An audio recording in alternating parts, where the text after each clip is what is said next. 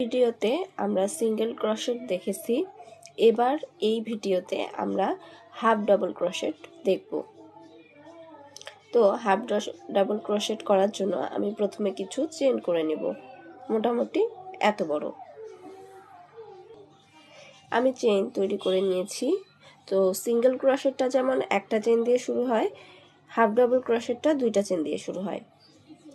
তো এখানে দুইটা চেইন বাদ দিয়ে পরের চেনটা থেকে আমি কাজটা শুরু করব এবং হাফ ডাবল ক্রোশেটে আমাকে দুইটা লুপ নিতে হবে। একটা লুপ তো অলরেডি আমার হাতে আছে, সুতাটাকে একবার কাটার উপর দিয়ে ঘুরিয়ে নিয়ে আরেকটা লুপ তৈরি করে নিব এবং দুইটা ঘর বাদ দিয়ে 3 নাম্বার ঘর থেকে আমি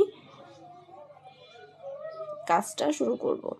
তো 3 নাম্বার ঘর থেকে আমি আরেকটা লুপ তৈরি করে নিলাম এবং এখানে আমার এখন 3টা লুপ আছে। আমি এখান থেকে সুতা টেনে নিয়ে এই 3টা লুপের ভিতর দিয়ে নিব।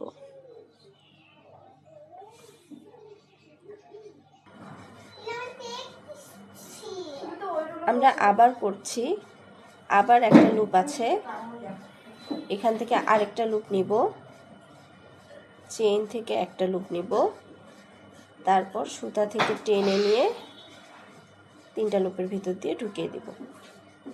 এভাবে একটা করে হাফ ডাবল ক্রোশেট তৈরি হবে এবং এভাবে আমি পুরো চেনটা জুড়ে হাফ ডাবল ক্রোশেট করে নিতে পারবো।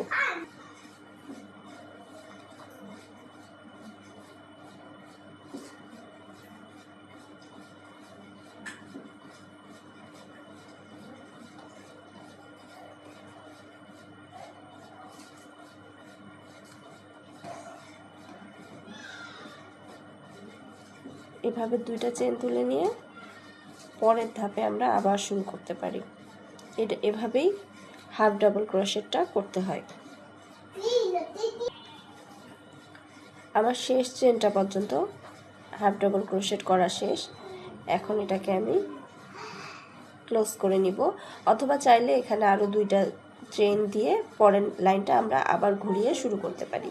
তো আমি এটাকে এখানেই ক্লোজ করে দেব, কারণ আমি এখন এটা দিয়ে আর কিছু বানাবো না। নেক্সটে হাফ ডাবল ক্রোশেট কাজে লাগিয়ে আপনাদেরকে বিভিন্ন রকম জিনিস বানিয়ে দেখাবো, হতে পারে শোপিস কিংবা ছোটোখাটো কোনো ব্যাগ। তো আমাদের পেজের সাথেই থাকবেন।